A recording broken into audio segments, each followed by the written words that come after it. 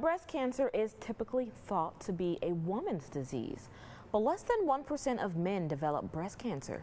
And sadly, that statistic has hit home for a family in Moody. 6 News reporter Meredith Haas joins us in the studio to share his story. Good morning, Meredith. Good morning, Jasmine. Jason Williamson and his wife had been four-wheeling in April when Janelle felt a lump on his chest. He had known the lump was there, but never thought anything of it. A few months later, Jason was diagnosed with stage 2 breast cancer. You know, we had no idea. We weren't even thinking of it being breast cancer because it's so rare. I mean, I had heard that men could get breast cancer, but it's not something that's really ever talked about. And if they would have caught the breast cancer just a few months before that, they probably could have just killed it with a couple of rounds of radiation and I'd have been done with it. Jason just began his first round of chemo after receiving a full mastectomy on his left breast. Don't cry, you're gonna make me cry. And then he'll do the third chemo drug, you know, at the beginning of, he'll do 4 rounds of that starting in January. So late detection is just one of the reasons Dr. Chakmakjian with Texas Oncology says breast cancer can be so fatal in men.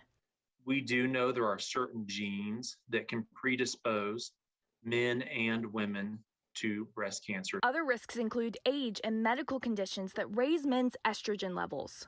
Men who are obese, who are very overweight, have higher estrogen levels than men who are not obese. So those men might have a slightly increased risk of developing male breast cancer. For Jason, there's no known genetic link. And even though this breast cancer diagnosis came out of nowhere, Jason knew from day one he has a choice.